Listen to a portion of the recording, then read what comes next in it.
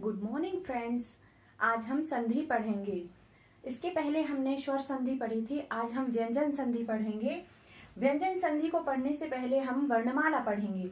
वर्णमाला क्या होती है? वर्णों के क्रमबद्ध या व्यवस्थित समूह को वर्णमाला कहते हैं। वर्ण या ध्वनि क्या होती है? भाषा की सबसे छोटी इकाई को ध्वनि या वर्ण कहते हैं। स्वर क्या है? स्वर वह ध्वनि है जिसके उच्चारण में अन्य वर्णों की सहायता की आवश्यकता नहीं रहती है, उन्हें हम स्वर कहते हैं। जैसे अ, आ, ई, उ, री, ए, आई, ओ, औ। इसको ऋषि भी बोलते हैं, ऋ भी बोलते हैं। स्वर कितने हैं या स्वरों की संख्या कितनी है? तो 1 2 3 4 5 6 7 8 9 10 11। इनको आप ऐसे भी बोल सकते हैं हिंदी में 1 2 3 4 5 6 7 8 9 10 11। तो स्वरों की संख्या कितनी है? 11। और मात्राएं कितनी होती हैं? तो मात्राएं होती हैं 10।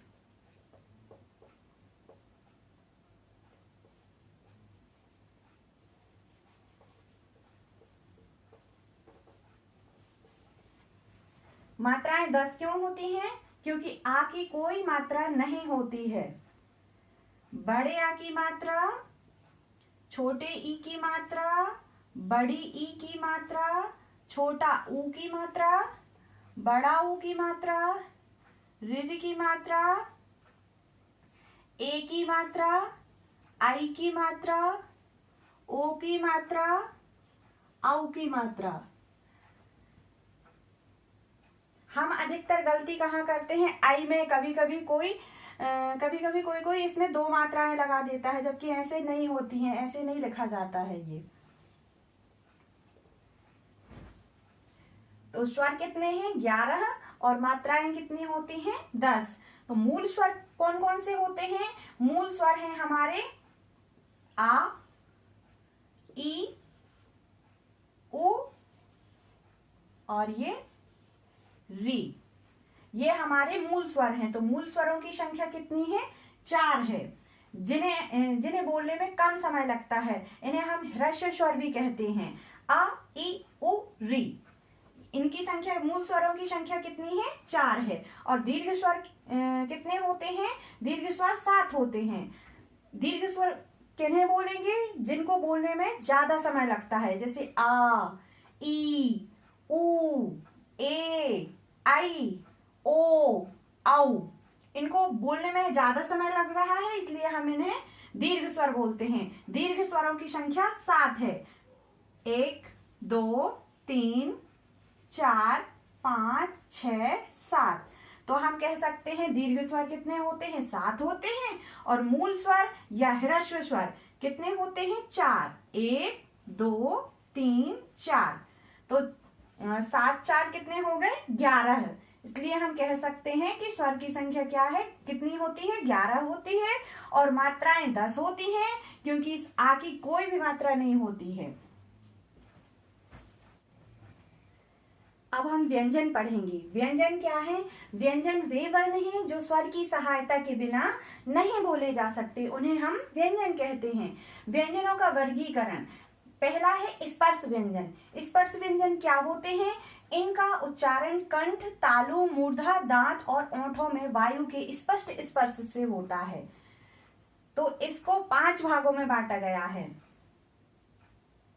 कावर्ग, चावर्ग, टावर्ग, तावर्ग और पावर्ग।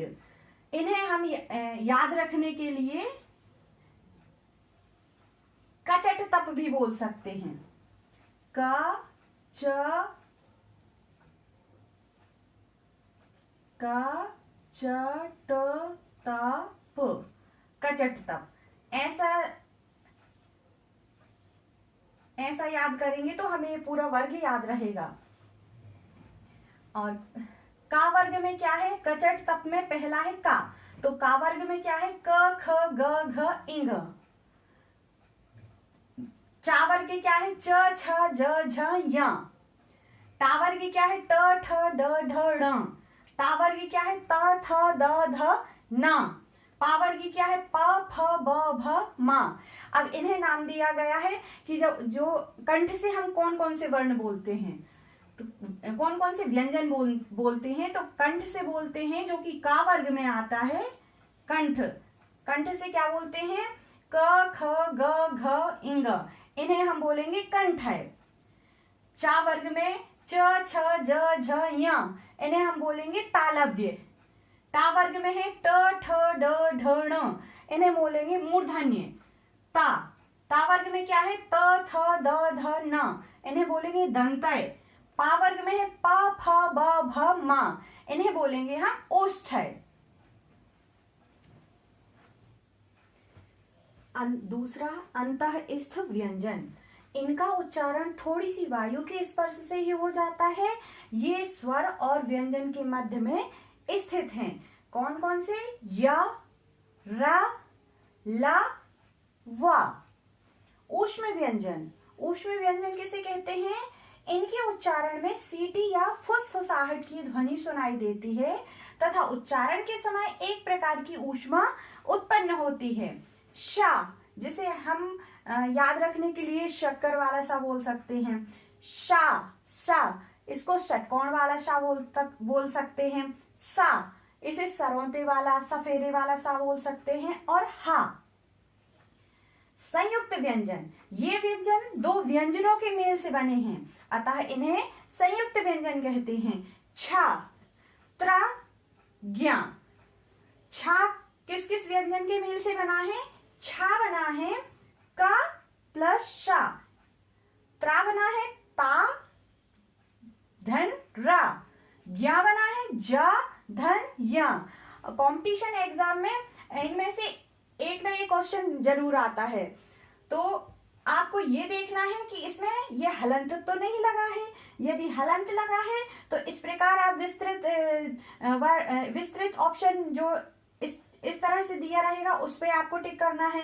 और यदि ये हलंत हटा दिया जाता है तब उस स्थिति में आप यहाँ पे प्लस आ भी लिख देंगे। तो आधा का धन आधा शा धन आ बराबर हो जाएगा छा, क्योंकि हमने इसके पहले पढ़ा है कि व्यंजनों को हम बिना स्वर की सहायता से नहीं बोल सकते। इसी प्रकार त्रा, त्रा त्रा को हम कैसे लिखेंगे, आधा ता धन आधा रा, और यदि इसका हलंत हट जाता है तो ये पूरा त्रा बन जाता है, अर्थात इसमें स्वर भी सम्मिलित हो गया है, तब हम इसमें आ भी जोड़ देंगे। इसी प्रकार से ज्ञा, ज्ञा किससे मिलके बना होता है, आधा जा से और आधा या से, तो इसका भी यदि हलंत हटा दिया जाए तो इसके पीछे आ लग जाएगा और ये पूरा ज्ञा बन जाएगा। अनुस्वार, ये इसका निशान होता है, इसमें एक बिंदी रखी जाती है, यह नाक से बोला जाता है। चंद्रबिंदी, चंद्रबिंदी ये होती है, इसे अनुनासिक भी कहते हैं। आधे ना, जो कि हम आधा ना ऐसे लिखते हैं कि हल्के उच्चारण में इसका प्रयोग किया जाता है। विसर्ग, आहा को हम विसर्ग भी कहते हैं, इसका उच्चारण हल्के हा की भांति होता है। अम तथा आहा स्वर तथा व्यंजन के मेल से बने हैं। अम बना है आ धन इंगा, आधे इंगा से। आहा बना है आ धन आधे हा से। अम तथा आहा को अयोगवाह या असंगत वर्ण भी कहते हैं। अतिरिक्त व्यंजन, अतिरिक्त व्यंजन कौन है, ढा ढा श्रा, इसको हम ऐसे याद रख सकते हैं जैसे गुड़िया, पढ़ा पढ़ना, श्रमिक। अब हम व्यंजन संधि सीखेंगे। व्यंजन संधि क्या होती है, किसी व्यंजन का किसी अन्य व्यंजन या स्वर से मेल होने पर जो विकार या परिवर्तन होता है उसे हम व्यंजन संधि कहते हैं। जैसे जगत धन नाथ जगन्नाथ। इसके व्यंजन संधि को सीखने के हम कुछ नियम सीखेंगे। नियम नंबर 1 है, यदि किसी वर्ग के पहले वर्ण, अभी हमने वर्णमाला सीखी थी, उसमें हमने आपको बताए थे कि इसके वर्ग हैं, 5 वर्ग हैं, क चट तप। तो यदि किसी वर्ग के पहले वर्ण, पहला वर्ण क्या रहेगा, का च ट त प के बाद, इसके बाद यदि किसी वर्ग का 5वां वर्ण आता है तो का 5वां वर्ण क्या है, क ख ग घ इंग। चा का च छ ज झ य। टा का 5वां वर्ण टा ठ ड ढ ण। ता का 5वां वर्ण ता थ द ध न। और पा का 5वां वर्ण रहेगा प फ ब भ म। यदि कोई 5वां वर्ण हो तो पहले वर्ण के स्थान पर उस वर्ग का 5वां वर्ण हो जाता है।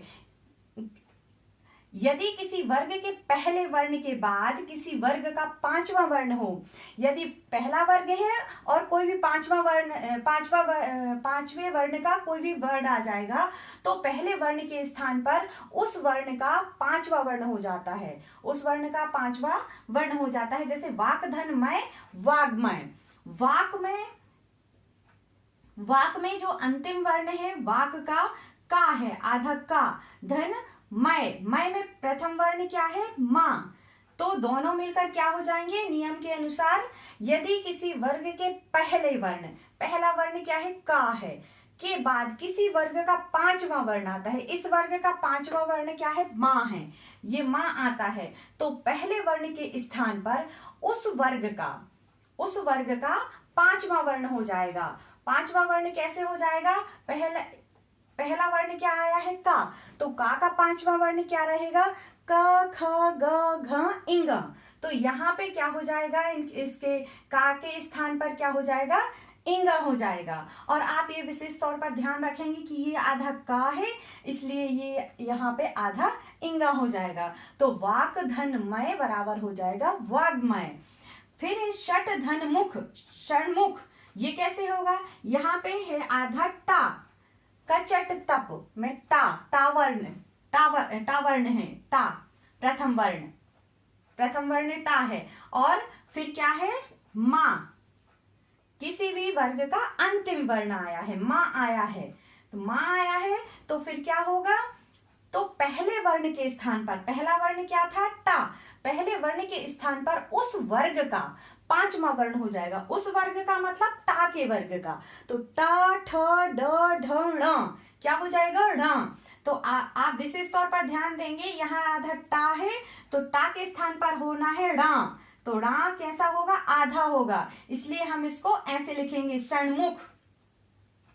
उत धन मत यानी होगा उन्मत्त, कैसे होगा, ये ता है आधा ता, और इसका मत में क्या है, मां, तो ता क्या है, प्रथम वर्ण है, प्रथम वर्ण है किसी भी वर्ग का, तो ता वर्ग का 5वां वर्ण क्या होगा, ता थ द ध न, क्या होगा, न, यहाँ पे आ जाएगा न, तो हो जाएगा उन्मत्त।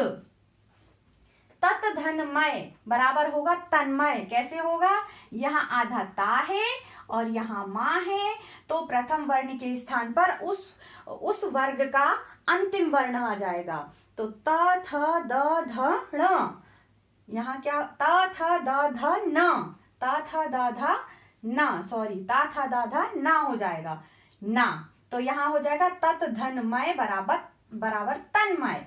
चित धन मय बराबर चिन्मय, कैसे होगा, यहाँ है ता, किसी भी वर्ग का प्रथम वर्ण ता, धन मां, किसी भी वर्ग का क्या है, ये अंतिम वर्ण है, तो ता के स्थान पर उस वर्ग का 5वां वर्ण हो जाएगा, त थ द ध न, 5वां वर्ण क्या है, न, तो न, यहाँ पे हो जाएगा चित्त धनमय बराबर चिन्मय।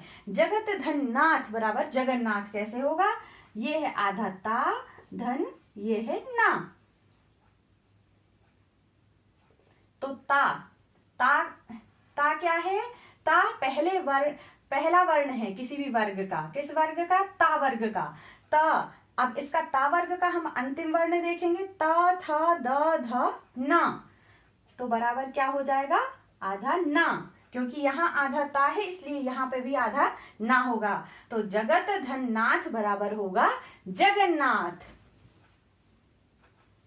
व्यंजन संधि का नियम नंबर 2, यदि कचट तप के बाद कोई स्वर हो, किसी वर्ग का तीसरा वर्ण हो, तीसरा वर्ण कैसे आएगा, क ख ग, च छ ज, ट ठ ड, त थ द, प फ ब, या चौथा वर्ण, तो का वर्ग का चौथा वर्ण क्या होगा, क ख ग घ, ये घ, चा का च छ ज झ, टा का ट ठ ड ढ, ता का त थ द ध, पा का पा फ ब भ, तो चौथा वर्ण हो, अथवा या रा ला वा में से कोई एक हो, तो क्या होगा, जो का आया है किसी भी संधि का संधि विच्छेद का पहले भाग का अंतिम वर्ण,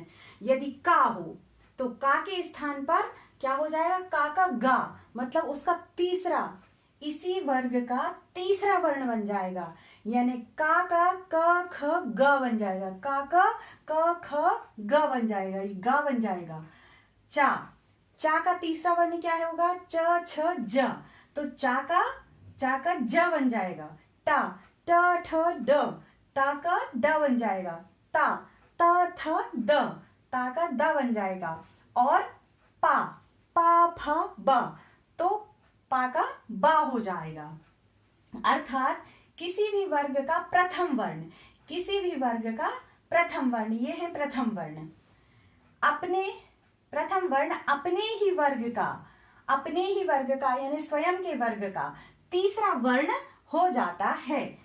कुछ एग्जाम्पल ले लेते हैं अपन, उदाहरण, जैसे दिक धन गज दिग्गज। अब ये कैसे हुआ, का ये प्रथम वर्ग का प्रथम वर्ण है, आधा का, धन दूसरे भाग का प्रथम वर्ण क्या है, ग है, तो का क ख ग, तो तीसरा वर्ण क्या बन जाएगा इसका, आधा ग बन जाएगा। का और गा जब मिलेंगे तो क्या बन जाएगा, आधा गा बन जाएगा, इसलिए हम लिखेंगे दी, आधा का और गा के स्थान पर लिखेंगे आधा गा, और ये गज पूरा गज आ जाएगा, तो हो जाएगा दिक धन गज दिग्गज। दूसरा उदाहरण है अच धन अंत अजंत। ये कैसे हुआ, यहाँ पे है आधा चा, यहाँ पर है स्वर अम, तो ये दोनों जब मिलेंगे तो चा वर्ग का तीसरा वर्ण क्या रहेगा, च छ ज, क्या रहेगा, जा। और ये क्या है, अनुस्वार है, अम्म की बिंदी है, तो इसमें अम्म की बिंदी लग जाएगी, तो हम ये लिखेंगे आ, फिर इन दोनों के मिलने से क्या बना, जम, और ये अंतिम वर्ण ता, तो हो जाएगा अजंत। अब लिखा है षट धन आनन बराबर षडानन। ये षडानन कैसे हुआ, तो षट का जो अंतिम वर्ण है वो क्या है, आधा टा है, और आनन का प्रथम वर्ण क्या है, स्वर है, यानी दीर्घ आ है। तो जब ये दोनों मिलेंगे तो क्या बनेगा, ता वर्ग का तीसरा वर्ण ट ठ डा बनेगा, आधा डा बनेगा। और इसमें आ की मात्रा लगी है, इसलिए हम ये आधा वर्ण नहीं रहेगा, इसमें आ की मात्रा लग जाएगी, तो हो जाएगा शा का हम शा लिखेंगे। इन दोनों वर्णों के मिलने से बना है डा, तो ये डा लिखा, और नन ये पूरा ज्यों का त्यों उतार देंगे तो हो जाएगा षडानन। फिर जगत धन ईश जगदीश, जगत में अंतिम वर्ण है आधा ता, धन ईश क्या है, ये ई है, दीर्घ ई, ये स्वर है, ये दोनों मिलेंगे तो क्या होगा, ता है, ता वर्ग का तीसरा वर्ण देखेंगे, त थ द, क्या बनेगा, दा बनेगा। इस आधे ता का तो आधा दा बनेगा, परंतु ये मात्रा कौन सी लग रही है, बड़ी की, तो ये ये हट जाएगा और यहाँ पर बड़ी की मात्रा लग जाएगी, यानी दी हो जाएगा। ता धन ई मिलके बन जाएंगे दी। तो जगत धन ईश का हो जाएगा जगदीश, यानी हम ये जग का पूरा जग उतारेंगे, लिखेंगे, और ये आधा ता और ई का बन जाएगा दी, और ये शा का बन जाएगा शा, तो हो जाएगा जगदीश। अप धन जा होगा अब्ज। कैसे होगा? अप में ये क्या है? अंतिम वर्ण आधा पा है, और धन क्या है? जा है, जा। तो पा का तीसरा वर्ण प फ बा, ये क्या हो जाएगा? आधा बा हो जाएगा। ठीक, तो पा और जा मिलके क्या बनेंगे? आधा बा बनेगा, और ये जा का जा लिख देंगे, तो हो जाएगा अप धन जा बराबर होगा अब्ज। यहाँ पर जा को हमें ज्यों का त्यों लिखना है। अप धन जा बराबर होगा अब्ज। यहाँ आधा बा बन रहा है।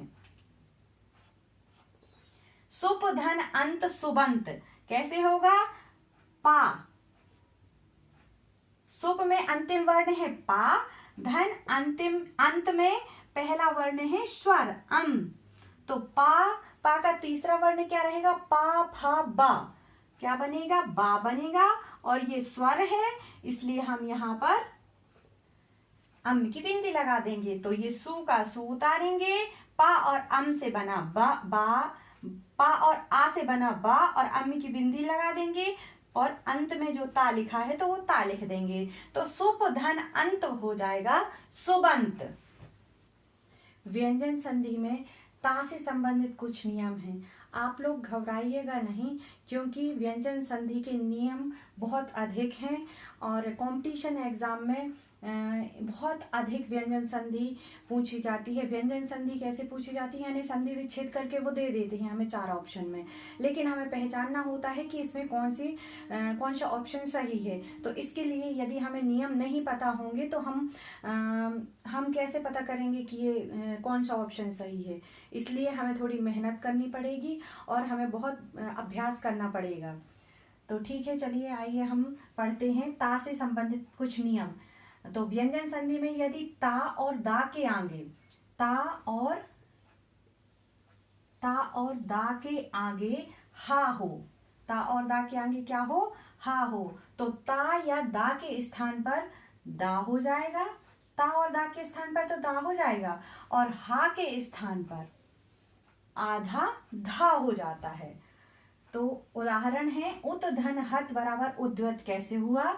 उत में ता है पहला वर्ण, तो ता के स्थान पर क्या हो जाएगा? दा हो जाएगा, ये दा हो जाएगा, और हा के स्थान पर आधा धा हो जाएगा, हा के स्थान पर आधा धा हो जाएगा, तो हा के स्थान पर हो जाएगा आधा धा। तो इसको हम कैसे लिख सकते हैं? आधा धा है तो इसको हम लिखेंगे ऐसे, तो ये ऊ हो जाएगा, और इन ता और हा के मेल से ये बन गया आधा धा और दा, और ये ता, तो बन जाएगा उत धन हत बराबर हो जाएगा उद्वत।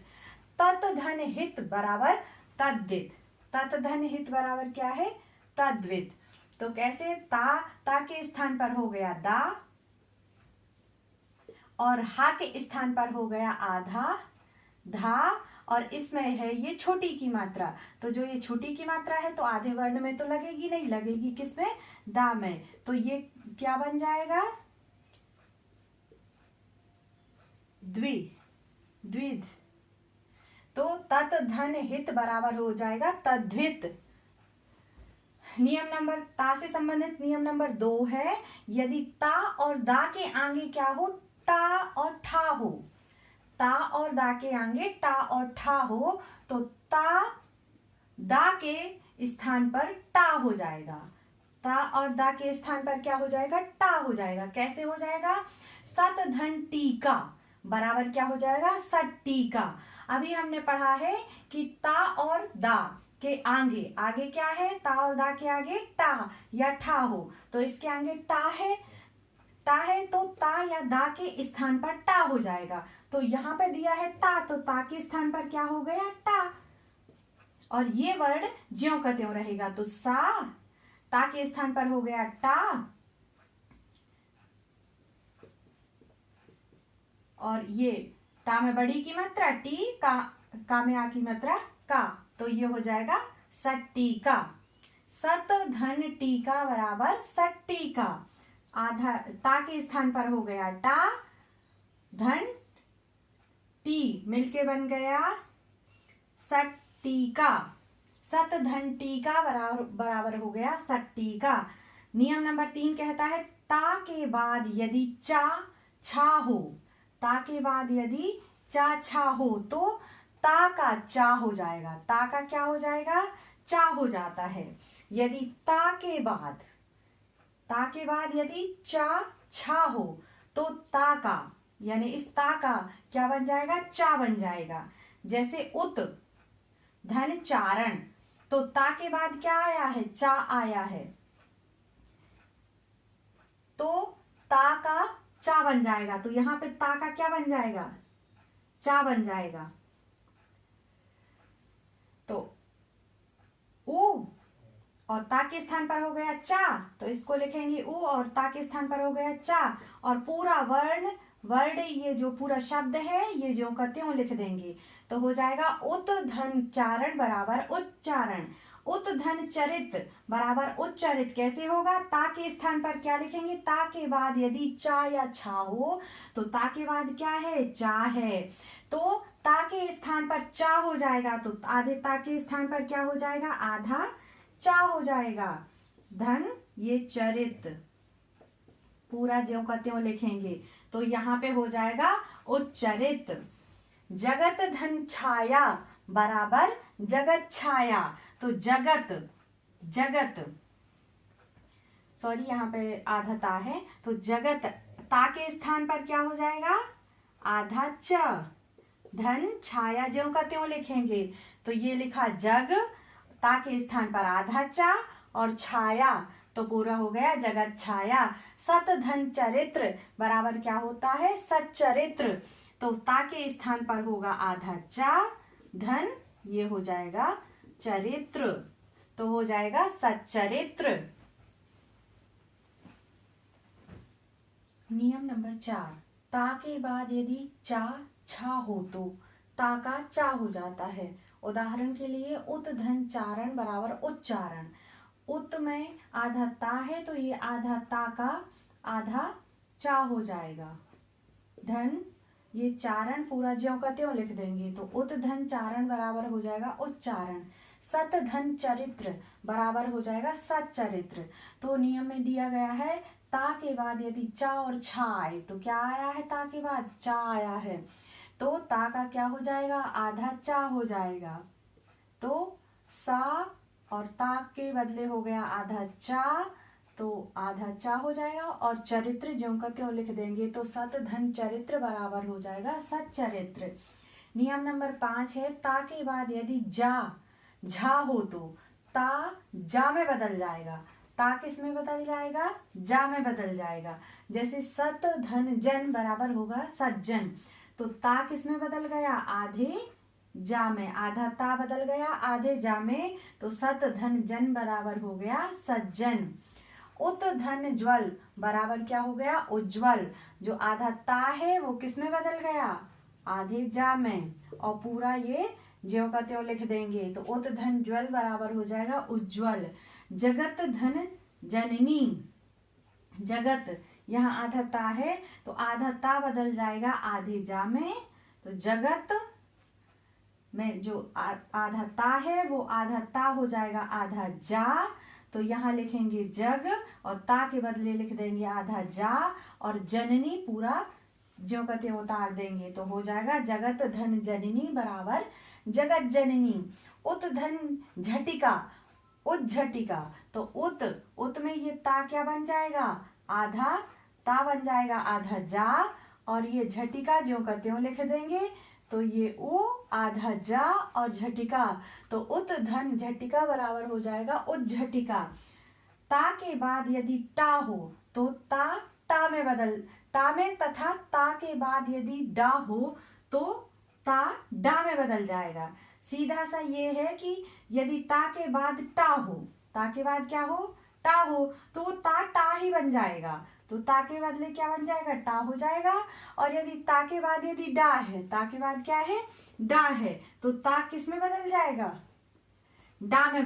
तो ता डा में परिवर्तित हो जाएगा। जैसे बृहत धन टीका बराबर हो जाएगा बृहत टीका। तो बृहत आधा ता के आगे कौन सा वर्ण है, ता है, तो ता काय में बदल जाएगा, आधे टा में, आधा ता बदल जाएगा आधे टा में, और पूरा ज्यों का त्यों लिख देंगे। तो बृहत धन टीका बराबर बृहत टीका।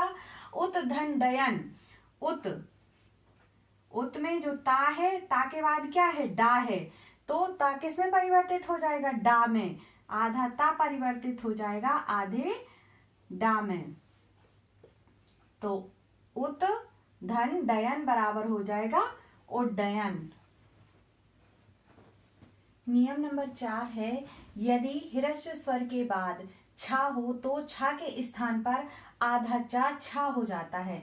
जैसे परि धन छेद बराबर क्या होगा, परिच्छेद। तो यहाँ पे ह्रस्व स्वर क्या है, ई है, तो इसके स्थान पर यहाँ पर क्या हो जाएगा, यहाँ आधा चा हो जाएगा, यहाँ पर आधा चा हो जाएगा, तो परि धन छेद हो जाएगा परिच्छेद। इसी प्रकार छत्र धन छाया बराबर होगा छत्र छाया। छत्र में यहाँ पे ह्रस्व आ छुपा हुआ है, तो छत्र यहाँ स्वर है इसलिए ह्रस्व स्वर है इसलिए यहाँ आधा चा आ जाएगा, और छाया ह्रस्व स्वर के आया है इसलिए आधा चा हो जाएगा। नियम कहता है यदि ह्रस्व स्वर के बाद छा हो तो छा के स्थान पर आधा चा छा हो जाता है। ह्रस्व स्वर है, इसके बाद ये छा है, ह्रस्व स्वर है, इसके बाद छा है, तो आधा चा हो जाएगा। नियम नंबर 5 है, यदि यौगिक शब्दों के प्रथम शब्द के अंत में, प्रथम शब्द क्या है, ये प्रथम शब्द के अंत में यदि ना हो, तो ये ना है, प्रथम शब्द के अंत में ना हो तो संधि में ना लुप्त हो जाता है। संधि में ना क्या हो जाएगा, लुप्त हो जाएगा। जैसे यहाँ लिखा है प्राणिन मात्र, तो ये ना लुप्त हो जाएगा तो हो जाएगा प्राणी मात्र। इसी प्रकार यहाँ लिखा है राजन आज्ञा, तो ना लुप्त हो जाएगा तो यहाँ हो जाएगा राजाज्ञा।